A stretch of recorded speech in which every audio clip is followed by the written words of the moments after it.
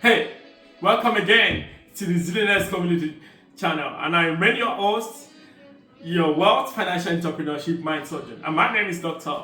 Oluwasegun Julius Aroba. In this particular masterclass and episode, I want to talk about why an African black descendant not wealthy. Yes, I don't know which race you are, I don't know which color you are, I don't know where you're watching this from. But one thing I want you to know is that there are a lot of things that a lot of African descendants do not actually get very well. And this is why there was an excerpt actually extracted from an interview from the Jewish leader about blacks. You know, the Jews, they produce Jewish products, they buy Jewish products until they all let the money circulate within themselves without competition. They collaborate. So why are blacks so behind economically?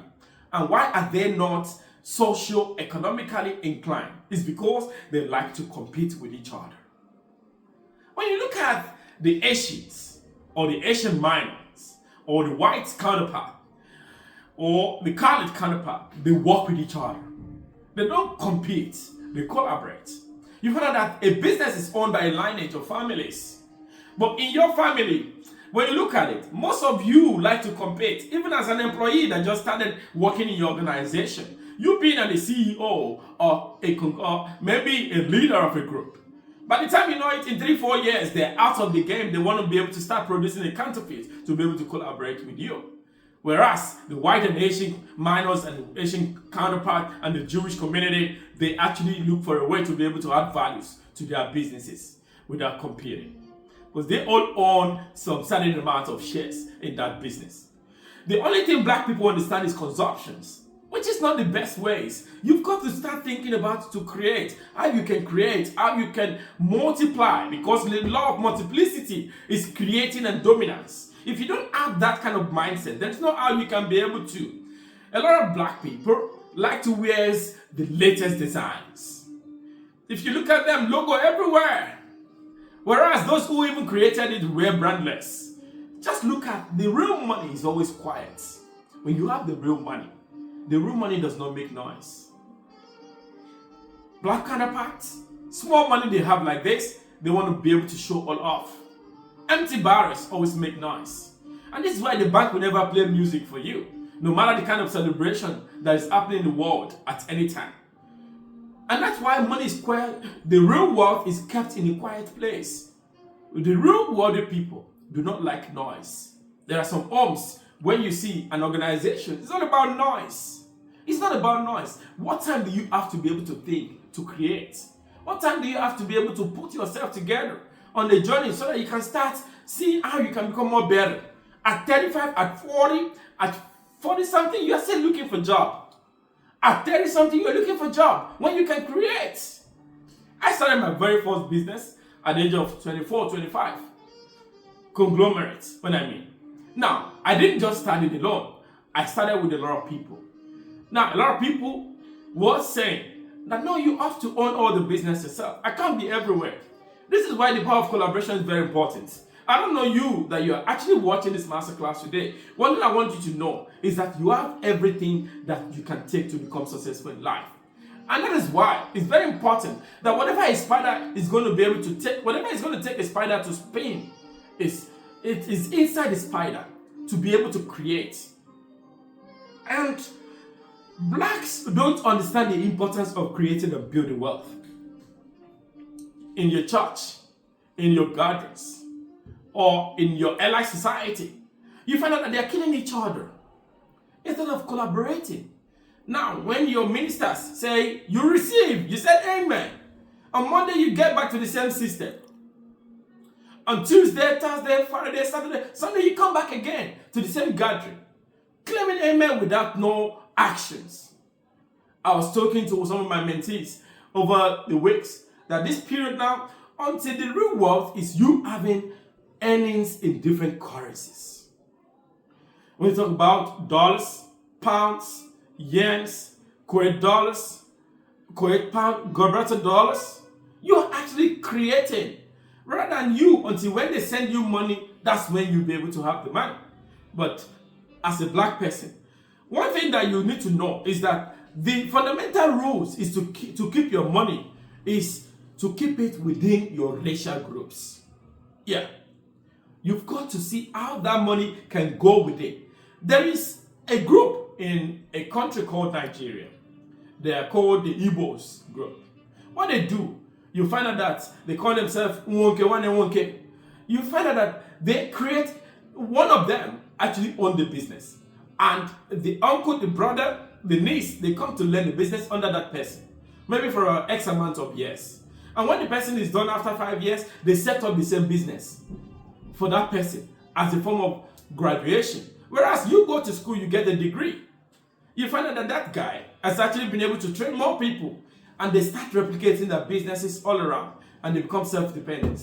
There was a story of a guy, a black guy in Nigeria, who somebody said that he must have done maybe an internet fraudster or something like that. And I said, no, you were not there when these guys actually started businesses.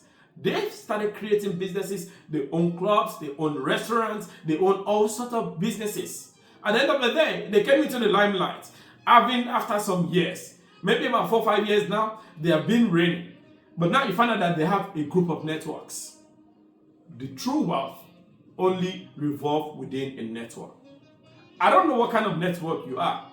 Can you pick your phone or your tablet? Or can you even make a phone call to someone to say, hey, transfer me 1 million of your local currency at the moment? And you have almost 1,000, 10,000 contacts on your phone. Do you know that that contact is useless if you're not able to call friends that could be able to do something for you? The Jewish, you know what they do? They build the Jewish business. The blacks need to build black businesses. You need to hire people of different race, of different color to work for you. You've got to see how you buy your own products. For example, we own one of the cleaning business. Do you know for the past few years, we've never used our own money to buy any of those cleaning products? Because we created, we created that product. And we've been actually been able to use it to put the money back into the business, to make sure it's revolved. Until you create, you can't dominate. Another thing is, you need to be able to know how to spend the currency that you have. Which means there is nothing wrong with that, but it is the best rule. Blacks cannot comprehend and follow principles. And you've got to see how you love each other, not killing each other. Instead of wanting to see your fellow people going down, your younger ones, your brothers, your sisters, why not bring them into a business? Why not talk them through in creating? Because 93% of black in America were killed by other blacks. The story is not about different, it's not also different in Africa. Their leaders, most of them, their leaders steal from them in Africa. And they send money back to their colonial masters, from whom they borrow the same money from. Their leaders keep borrowing money from out of that country, from another country. Keep borrowing the future in trillions, in billions, instead of using what we have with the resources and the finance and every resources to be able to create and govern the nation and build more instead of consuming. So, every successful black people want to do, what they want to do in life is that they want to be able to see how the country of their colonial master, they want to be able to see how they go for holiday abroad, they buy houses abroad, they school abroad, they go for medical treatment abroad, and so on and so forth. If you have all this thing within your country, do you know that it can actually enhance whatever you do in your business, in your economy? It's going to add more value to it. Because the money you're taking out is going to be somebody's money. Instead of you having a good facility, a good resource within your country, a good housing schemes, schooling systems, excellent one, and also having a very solidified health centers. In one country in Africa, in recent times, they were sending out those that does not have medical aid, that they can't use their medical facility. And I said to some of those mentees, I said, yes, they are actually correct. Because you've got to start thinking of how to build your own system in your country. Because if you don't build, there is no way you can be able to. Instead of spending your money in an economy that is not going to benefit you positively, Why not look for a way to create? Now the question comes to you, in your country where you are, in your locality, do you have a business that you've created? Or you think this business, this career you are onto will serve you forever? Remember, pension will not take you long. And there's an ASU on strong. And also, the statistics also shows that the Jews money exchange had its own 18 times. It revolved within them before it leaves the community. While the blacks is also probably a maximum of once or even zero. Once the money comes like this, it goes. I told one of my mentees in recent times that there is an hotel business we just started. And I want you to invest into it with as little as the amount you can afford. Because what I've learned for the past 15 years that we have been practicing as an individual, as a family, as an organization, we make sure the money goes within our systems so that the money does not leave, because we know it is our own business. And that is how you buy stakes on the table in that business. Why not look at that? Only 6% of black money goes back into their community. And this is why Jews are at the top, blacks are at the bottom of every ladder of society.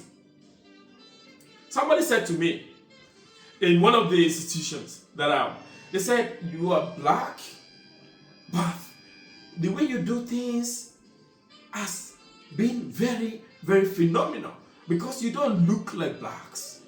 You're very brilliant. Your approach to things is different. Even your contributions in the midst of all whites has always been something positive. And I said, well, I might be black physically. My mind is white. I don't even know what color is it. But it's all about creating and leaving positive impact. And also having values, bringing values to the table. So, I want to tell you, instead of buying Louis Vuitton, Hermes, expensive cars, expensive shoes, houses, dresses, why not start looking at industrialized Africa? Build banks. Get rid of colonial institutions by building them out of businesses. Remember, you cannot get to where you want to get to, because nothing is ever the black man's fault. It is your own fault. It's not about the color.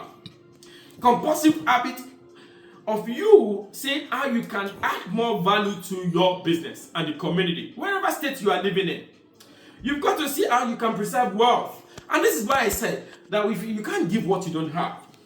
Jewish leader, black leaders, white leader, purple leader must take responsibility, must unite themselves, and vehemently fight against corrupt leaders who run down the economy and run to see how they can build and encourage the youth of the community. So, have you seen somebody within your community that is not actually doing something better? And you see that they have talent but they don't have the finance. If you have the finance, collaborate. On this note, I hope you'll be able to now see why it is important for you to start creating, collaborating, rather than competing. And blacks needs to be able to wake up so that we can become more better. I hope you've actually been able to learn something better today, and I can't wait to see you again in our next episode. I remain your host, and my name is Dr. Julius Oluwasegun. Goodbye for now. God bless you.